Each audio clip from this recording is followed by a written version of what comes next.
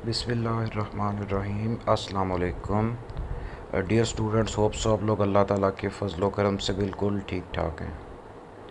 तो dear students, आज birds वाले चैप्टर का last lecture migration and navigation in birds ये डिस्कस किया जाएगा।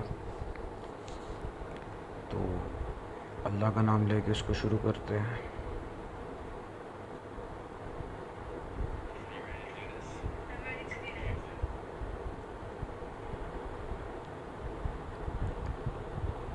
तो आज से तकरीबन 2000 साल पहले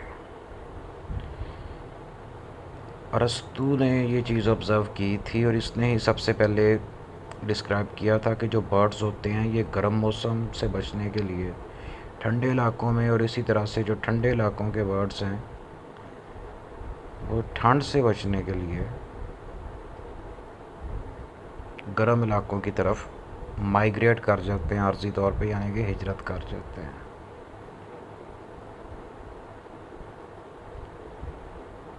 तो तब चूँकि इन चीज़ों के बारे में इतना पता भी नहीं था, क्योंकि बहुत पुराने दौर की बात है, उसको एक गलती ये लगी, उसने ये समझा कि कुछ परिंदे सर्दियों में जो गायब हो जाते हैं उसका मतलब ये है कि ये कहीं जाके हाइबरनेट कर जाते हैं या फिर अपनी शक्ल सूरत बदल के किसी और तरह के बन जाते हैं। लेकिन तब ये नहीं था पता कि ये ना तो कहीं गायब होते हैं, ना हाइबरनेट करते हैं, ना शक्ल सूरत बदलते हैं। ये एक्चुअल के अंदर उस इलाके को छोड़ के आर्जी तौर पे कहीं और चले जाते हैं, और जब अनफेवरेबल वेदर कंडीशंस चेंज हो जाती हैं तो वापस अपने एरिया में आ जाते हैं। तो मॉडर्न जोलॉजिस्ट जो हैं ये timing of migration, stimuli of migration के बर्ड्स ऐसी कौन सा फैक्टर है जिसको देख के इनको पता चलता है कि अब हमें माइग्रेट करना चाहिए, और माइग्रेशन के दौरान इनकी बॉडी में आने वाले चेंजेस, माइग्रेशन का रास्ता, और इतने लंबे रास्ते के ऊपर जो बर्ड्स अपना रास्ता ढूंढते कैसे हैं, गुम क्यों नहीं हो जाते, ये सारी चीज़ें स्टडी करते हैं। क्योंकि एक इंसान जिसको नहीं पता, अनजान इंसान, उसको किसी दूसरे शहर में ले जाके छोड़ेंगे 2 गलियां दूर, उसको अपने घर का रास्ता वापसी नहीं मिलेगा। लेकिन जो बर्ड्स हैं ये दुनिया के एक कॉन्टिनेंट से दूसरे कॉन्टिनेंट तक बग़ैर गुम हुए, बग़ैर रास्ता भूले चले भी जाते हैं और वापस भी आ जाते हैं।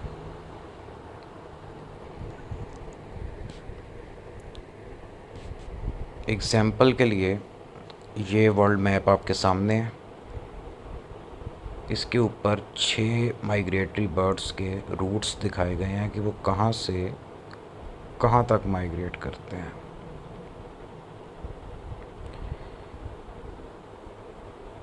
सबसे पहले जो स्काई ब्लू कलर से लाइन दिखाई गई है नॉर्दर्न व्हीट एयर है।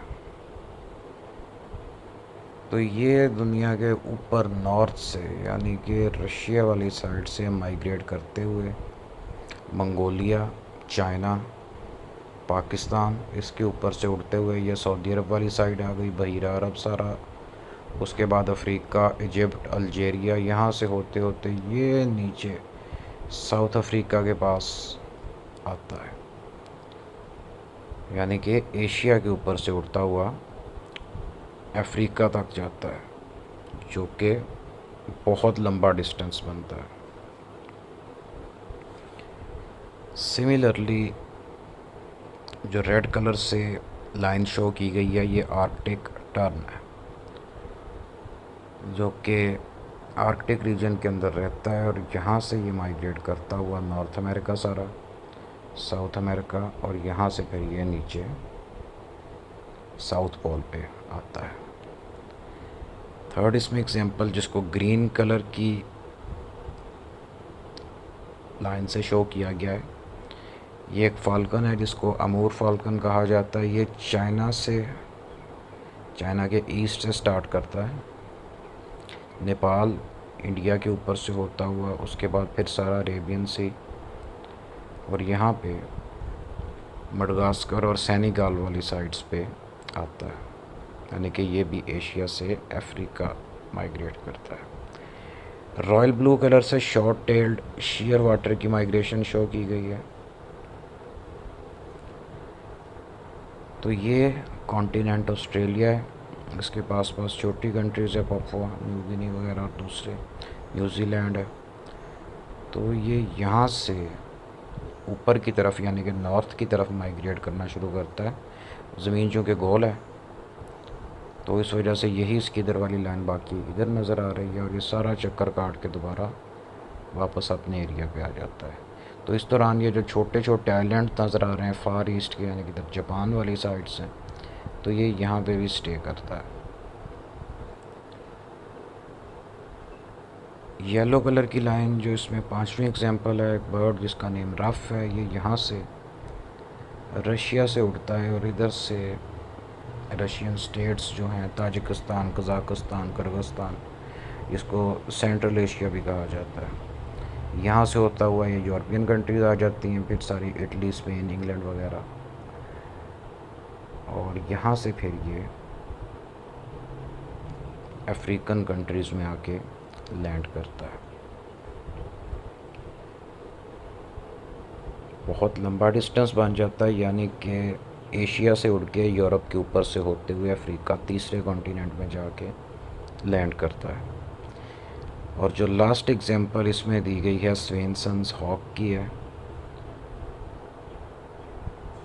यहाँ पे यूनाइटेड स्टेट्स ऑफ अमेरिका है, तो यहाँ से उड़ता हुआ ये इधर मैक्सिको आता है, उसके बाद अर्जेंटीना, चिली, पुर्तगाल, और यहाँ से होते हुए यहाँ पे आता है, यहाँ पे ब्राज़ील आता है। तो ये इनकी बहुत लंबी लंबी माइग्रेशंस हैं, ये एग्जांपल्स हैं, और कई बर्ड्स इससे भी ज़्यादा डिस्टेंस तय करते हैं।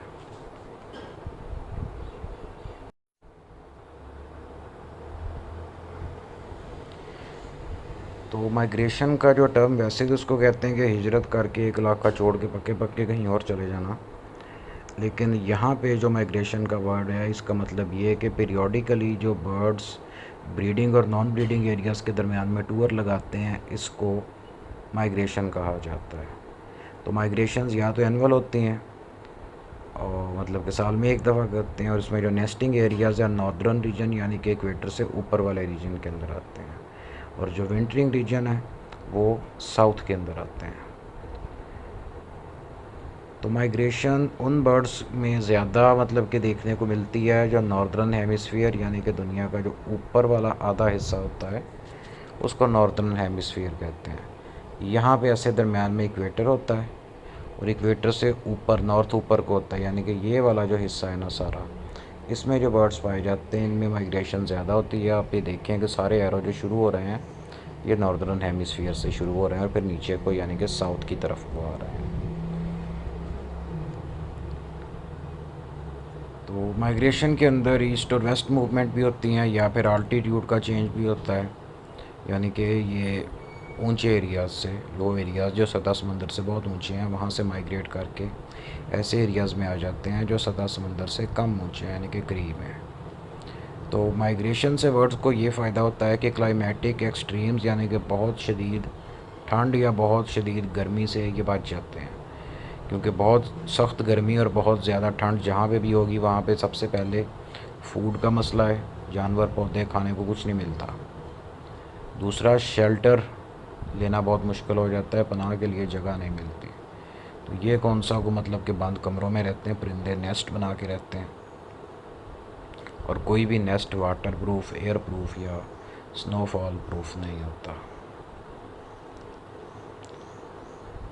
तो बर्ड्स की माइग्रेशन के अंदर जो स्पेसिफ़िक रिस्पॉन्सेज या कंडीशंस हैं ये स्पीशीज़ स्पेसिफ़िक हैं। इनके अंदर जो इननेट क्लॉक है जिनको जेनेटिक क्लॉक या बायोलॉजिकल क्लॉक्स भी कहा जाता है वो, और इन्वायरमेंटल फैक्टर की वजह से इनके अंदर माइग्रेशन के लिए तैयारी शुरू हो जाती है।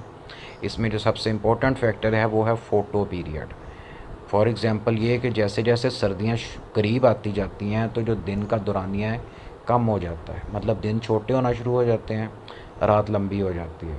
तो इनको पता चल जाता है ऑटोमेटिकली कि जैसे ही अब दिन का दौरानिया शॉर्ट होने लगा है, फ़ोटो पीरियड डिक्रीज़ हो गया, इसका मतलब ये है कि अब सर्दियाँ आने वाली हैं और अब माइग्रेट करना पड़ेगा।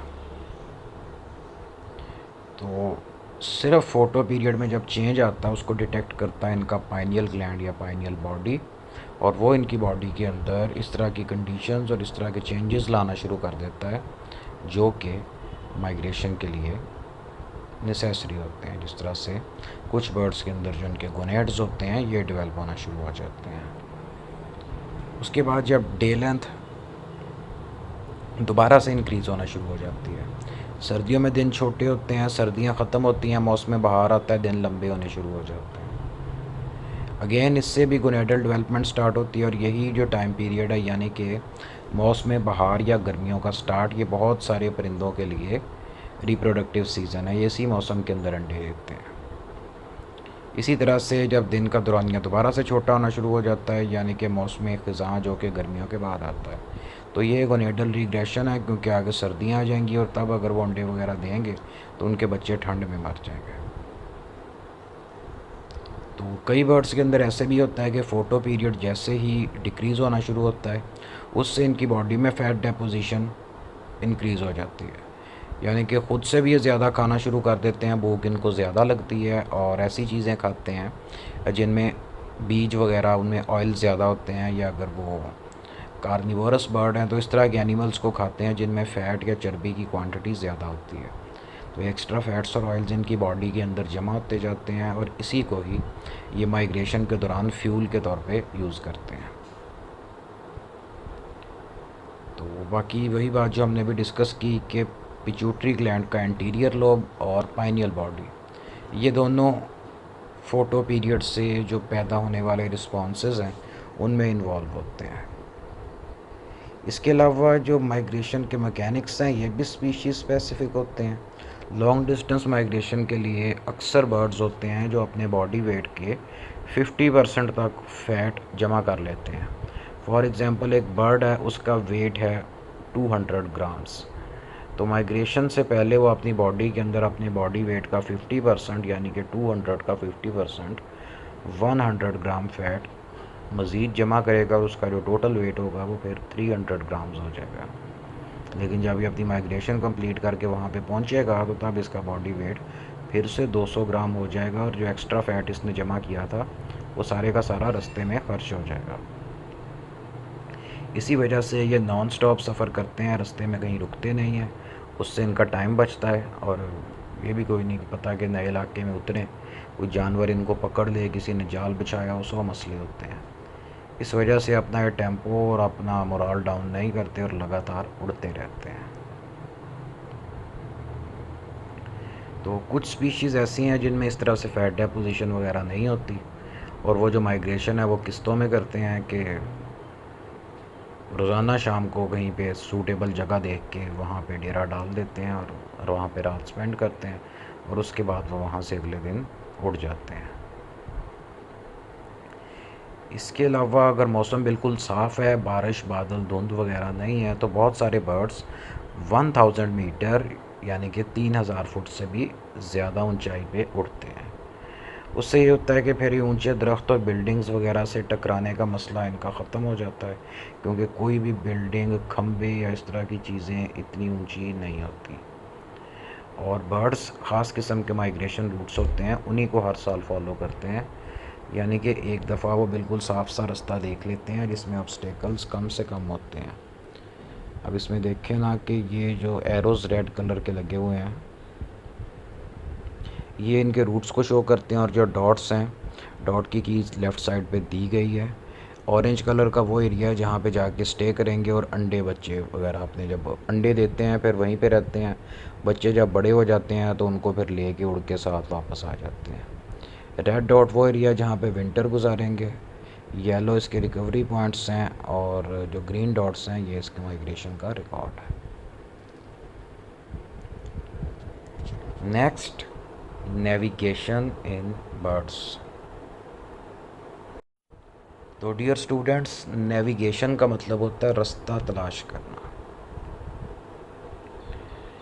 इसके अंदर एग्जांपल दी गई है होमिंग पिजन, ये जो पैगाम रसां कबूतर होते हैं, इनको पुराने ज़माने के अंदर पोस्टल सर्विस के तौर पे यूज़ किया जाता था, यानी कि बड़े लॉन्ग डिस्टेंस तक अगर कोई लेटर वगैरह भेजना होता था तो उसको कबूतर के पाँव के साथ बांध के भेजा जाता था।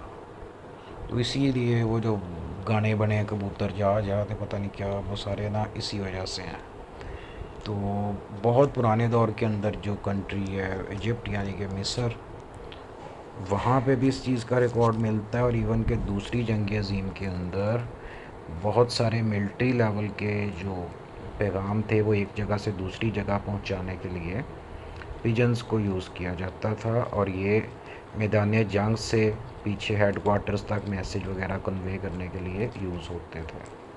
इसमें एक पिजन बड़ा फेमस था कि एक दफ़ा दूसरी फ़ौज ने हमला करना था और इन्होंने उस पिजन के थ्रू मैसेज भेजा। वो पिजन रास्ते में ज़ख्मी भी हुआ, उसकी एक टांग बिल्कुल अलहदा हो गई, लेकिन फिर भी उसने इन टाइम मैसेज कन्वे कर दिया, जिसकी वजह से 2000 से ज़्यादा फ़ौजियों की जान बच गई। तो इतनी बड़ी सर्विस के लिए फिर जो पिजन था, पिजन तो मर गया उसके बाद, लेकिन उसकी बॉडी को प्रिजर्व किया गया और उसको बड़े हाई लेवल के मिलिट्री अवार्ड्स दिए गए, मेडल शेडल मिले। तो बर्ड्स दो तरह की नेविगेशन यूज़ करते हैं। एक होती है रूट बेस्ड नेविगेशन। इसमें ये करते हैं कि जब ये उड़ के जा रहे होते हैं तो ये रास्ते में नज़र आने वाली जो चीज़ें होती हैं उनका रिकॉर्ड रख लेते हैं एक सीक्वेंस के अंदर। यानी कि सबसे पहले दरिया आया, उसके बाद पहाड़ आए, उसके बाद मैदानी इलाका आ गया, उसके बाद मोटरवे आ गई, उसके बाद आगे मीनार पाकिस्तान। मतलब कि ये सारी जो इस तरह की नोटेबल चीज़ें, इनको लैंडमार्क कहा जाता है। तो जब फिर ये वापस आ रहे होते हैं तो उसी को रिवर्स डायरेक्शन में अपने माइंड में रिवाइज़ करते जाते हैं, तो इनको पता चलता जाता है कि किस चीज़ के बाद क्या चीज़ आनी है। अगर वो चीज़ नहीं आई तो इसका मतलब ये कि ये सही नहीं जा रहा है। तो इस तरह की जो नेविगेशन होती है इसको रूट बेस्ड नेविगेशन कहते हैं। दूसरी है लोकेशन बेस्ड नेविगेशन। तो इसके अंदर इन्होंने अपने होम पॉइंट से जिस तरफ को जाना होता है उसकी डायरेक्शन सेट कर लेते हैं। इस तरह से हम कहते हैं कि पाकिस्तान के ईस्ट में इंडिया है और ये एक बर्ड कहे कि मैंने पाकिस्तान से इंडिया जाना है, तो ये सिर्फ़ और सिर्फ ईस्ट डायरेक्शन को फॉलो करेगा और इसको पता है कि मैं उड़ता उड़ता उस डायरेक्शन में पहुंच जाऊंगा। तो बर्ड्स डायरेक्शन को बहुत अच्छे से यूज़ करते हैं और इनको पता होता है कि जो सूरज है ये ईस्ट से निकलता है, इसकी अपोजिट साइड वेस्ट होती है, नॉर्थ साउथ किधर को है। इसके अलावा वो परिंदे जो रात के वक्त उड़ते हैं, रात को चूँकि सूरज नहीं होता, ये चांद सितारों वगैरह की पोजीशन है उस लिहाज से अपने डायरेक्शन को सीधा करते हैं। और वो जो नॉर्थ स्टार होता है जिससे रात को डायरेक्शन ढूंढी जाती है, इनको नॉर्थ स्टार वगैरह का भी पता होता है। इसके अलावा जो बर्ड्स का ब्रेन होता है इसके अंदर काफ़ी तादाद के अंदर, ना समझें कि इस तरह के सेल्स होते हैं जिनमें आयरन होता है। तो ये ज़मीन के मैग्नेटिक फ़ील्ड को डिटेक्ट भी कर सकते हैं और ज़मीन के मैग्नेटिक फ़ील्ड के अकॉर्डिंग अपनी जो पोजीशन है उसको कैलिब्रेट कर लेते हैं, जिस वजह से फिर इनको रास्ता नहीं भूलता और ये फिर सीधे ही चलते जाते हैं।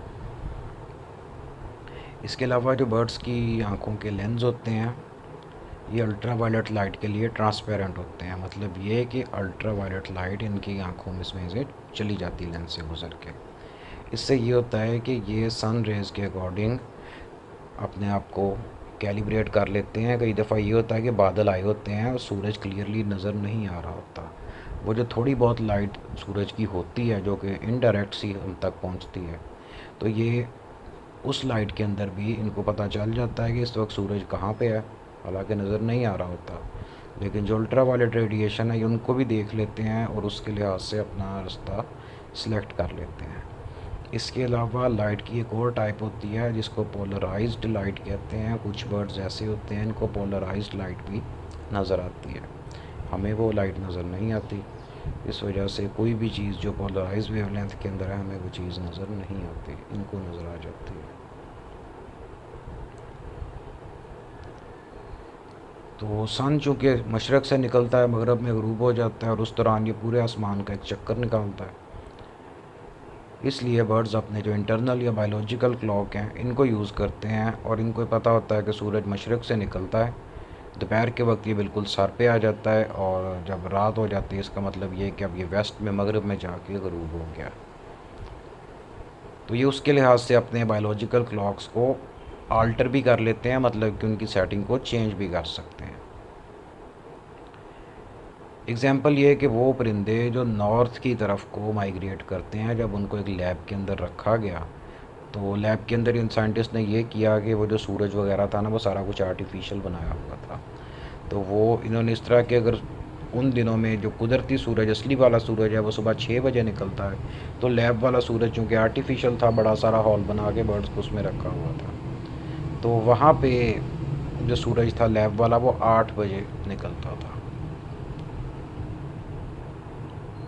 तो उसके बाद इनको उन्होंने मतलब कि इनका बायोलॉजिकल क्लॉक इस तरह गलत वाला सनराइज़ दिखा दिखा के ख़राब किया, और उसके बाद जब उनको बाहर छोड़ा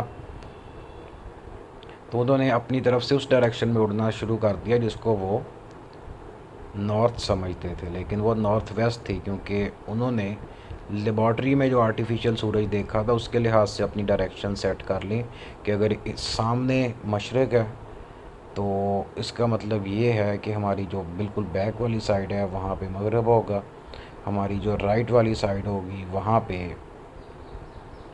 जनूब होगा, और लेफ़्ट वाली साइड पे शुमाल होगा। इसलिए जब उनको वहाँ से निकाल के बाहर उड़ाया तो उन्होंने वही सेटिंग के हिसाब से उड़ना शुरू कर दिया, और उनकी जो कैलिब्रेशन थी वो ख़राब हो गई। तो नाइट माइग्रेटर यानी कि रात के वक्त जो उड़ने वाले परिंदे होते हैं, वो क्या करते हैं कि जब सूरज ग़रूब हो रहा होता है तो वो तब उड़ना शुरू करते हैं। उनको भी पता होता है कि वो पॉइंट जहाँ पे सूरज ग़रूब हो गया वो वेस्ट है, मगरब वाली डायरेक्शन है, तो उस वक्त वो अपनी डायरेक्शन सीधी करते हैं कि मगरब अगर इधर को है तो उसका अपोजिट मशरक़ होगा, और नॉर्थ साउथ इस तरह सेट करके तो वो तब से उड़ना शुरू करते हैं, और फिर सुबह तक लगातार जब तक दोबारा सूरज नहीं निकल आता तब तक उड़ते हैं। ठीक है, तो ये वो डिफरेंट किस्म के मैकेनिज़म्स हैं जो बर्ड्स यूज़ करते हैं और इनके साथ माइग्रेशन करते हैं, जिसमें sun compass, star compass, order compass, magnetic compass और मैग्नेटिक मैप, जो कि ज़मीन के मैग्नेटिक फील्ड के लिहाज से कैलिब्रेट किया जाता है। तो इस वजह से फिर ये रास्ता भी नहीं भूलते और अपने घर भी आ जाते हैं। तो सूरज के अलावा सेलेस्टियल क्यूज़ कहते हैं सेलेस्टियल बॉडी, यानी कि जो चांद सितारे होते हैं, इनके हिसाब से जो निशानियां सेट की जाती हैं उनको कहा जाता है।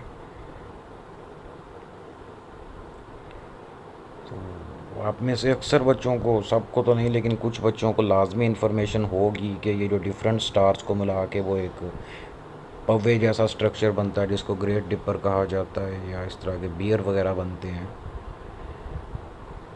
तो ये बर्ड्स को भी इनका पता होता है, मतलब नॉर्थ स्टार वगैरह की जो पोजीशन है इनको उनका भी पता होता है, तो उससे ये रात के वक्त अपनी डायरेक्शन सेट कर लेते हैं।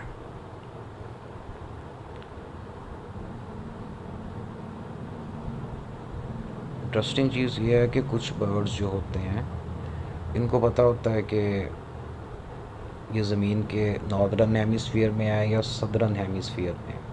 वो ऐसे कि अगर हम ज़मीन के नॉर्थ पे खड़े हैं ना, तो उस वक्त जो हमें चांद सितारे वगैरह नज़र आते हैं ना, इनकी पोजीशन और होती है, और अगर हम ज़मीन के बिल्कुल साउथ पे चले जाएं, यानी कि अपोजिट डायरेक्शन में, जिस तरह से ऑस्ट्रेलिया चले गए फॉर एग्ज़ाम्पल, ऑस्ट्रेलिया दुनिया के उल्टे कोने पे है, तो ऑस्ट्रेलिया में खड़े होकर अगर हम चाँद या सूरज वगैरह देखेंगे या सितारे देखेंगे, इनकी पोजीशन उल्टी नज़र आती है।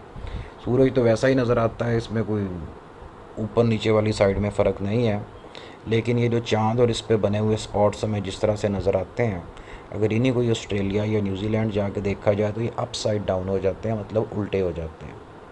रीज़न उसका ये है कि वो ज़मीन का दूसरा कोना है, और इसको समझाने के लिए आपको जो मैप है वो मैं आपको सेंड कर देता हूँ, फिर आपको क्लियर हो जाएगा।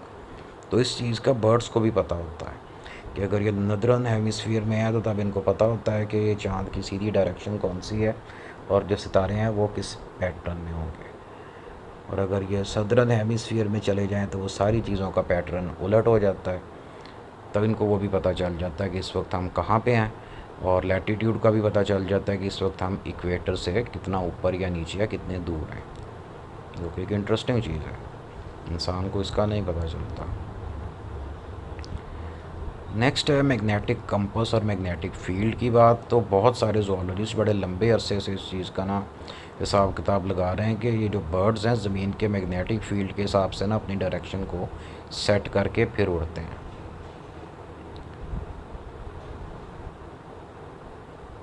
तो इस चीज़ को कंफर्म करने के लिए साइंटिस्ट ने बहुत सारे टेस्ट करके देखे। इन्होंने ये जो बर्ड्स माइग्रेटरी बर्ड्स हैं इनके सर के ऊपर ना छोटे छोटे मैग्नेट वो ग्लू के साथ लगा दिए। उसके बाद जब इनको उड़ाया तो देखा कि उनकी जो डायरेक्शन है वो बड़ी शदीद किस्म की ख़राब हो गई है, और जिधर को वो मैग्नेट लगाने से पहले जाते थे उन्होंने भूल के रास्ता कोई इधर को चला गया कोई इधर को चला गया। इसकी वजह ये थी कि जो बर्ड्स हैं ये अपने ब्रेन में मौजूद आयरन या जो एक तरह के समझें कि बिल्कुल माइक्रोस्कोपिक लेवल के मैग्नेट्स हैं उनको ज़मीन के मैग्नेटिक फील्ड के साथ कैलिब्रेट करते हैं और फिर डायरेक्शन सेट करते हैं। सर के ऊपर बड़े वाला मैग्नेट लगाने से इनके अपने ब्रेन का सिस्टम थोड़ा ख़राब हो गया और इनको फिर नहीं पता चला कि इसको सही कैसे करना है और ज़मीन का मैग्नेटिक फील्ड किधर को है। तो ये बड़ी बुरी तरह कंफ्यूज हुए और इनको अपना रास्ता भी भूल गया। तो इस एक्सपेरिमेंट से एक चीज़ कंफर्म हो गई कि बर्ड्स वाकई ज़मीन के मैग्नेटिक फील्ड को डिटेक्ट भी कर सकते हैं और उसके अकॉर्डिंग अपनी डायरेक्शन भी सीधी करके उससे उड़ सकते हैं। तो इसमें यूरोपियन रॉबिन है, नाइट माइग्रेटर है, इसको गार्डन वार्बलर कहा जाता है। तो ये ज़मीन के मैग्नेटिक फील्ड के हिसाब से अपनी डायरेक्शन को सीधा करके उड़ते हैं।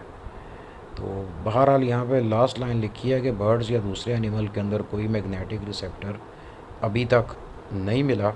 बुक चूँकि आपकी 20 साल पुरानी है, ये बाद में डिस्कवर हो गया था लेकिन आपके कोर्स में ऐड नहीं है। इस बुक के बाद वाले एडिशंस हैं उसमें ये लाइन नहीं लिखी हुई। एनी हाउ आपने इसको ही फॉलो करना है।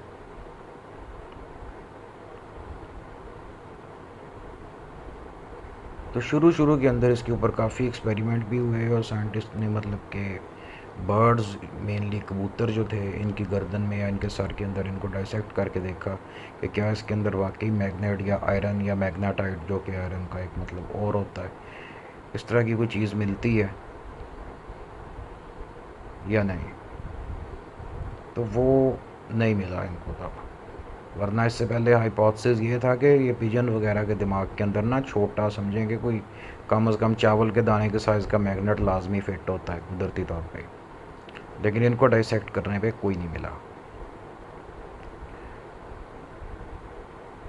तो इससे रिलेटेड ये है कि जो मैग्नेटिक आयरन है ये कई बैक्टीरिया के अंदर भी मिलता है, कई तरह के एनिमल टिश्यूज़ के अंदर भी मिलता है, लेकिन इसकी वजह से उस जानवर में मैग्नेटिक सेंस पैदा नहीं होती। तो जो पिजन्स का पाइनियल ग्लैंड या पाइनियल बॉडी है बहुत सारे साइंटिस्ट इसी को ही रिस्पॉन्सिबल समझते हैं कि यही ये जो सूरज वगैरह का पैटर्न और डायरेक्शन है इसके हिसाब से बर्ड्स को कैलिब्रेट करता है और इसी से वो ठीक तरह से मैग्नेटिक फील्ड को रिस्पॉन्ड करते हैं। लेकिन दूसरे साइंटिस्ट हैं वो ये कहते हैं कि माइक्रोस्कोपिक लेवल पे मतलब सेल्स के अंदर आयरन लाजमी मौजूद होता है और उसी आयरन की मदद से ये मैग्नेटिक फील्ड को डिटेक्ट करते हैं और उड़ते हैं।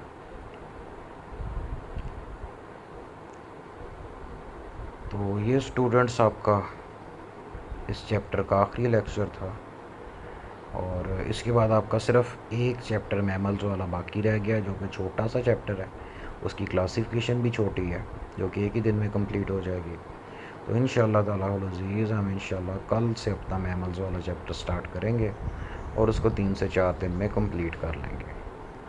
इससे रिलेटेड किसी बच्चे का कोई क्वेश्चन है तो वो मेरे से पूछ सकता है। और दूसरी चीज़ ये है कि आपकी जो प्रैक्टिकल की नोटबुक्स हैं आप लोगों को प्रैक्टिकल असाइन किए हुए मुझे काफ़ी सारे दिन हो गए हैं, तो 10-12 दिन में कॉपी कंप्लीट हो जानी चाहिए थी, आपको इससे भी ज़्यादा हो गए हैं। इसलिए मेहरबानी करें और मंडे तक अपनी कॉपीज़ कंप्लीट करके मुझे मंडे को चेक करवाएं आके, ताकि फिर आपके पेपर आ जाने हैं तो उसमें आपने कोई ध्यान नहीं देना, इसको टाइम से कंप्लीट करें और फिर अपने पेपरों की अच्छे से तैयारी करें। Thank you very much and अल्लाह हाफिज़।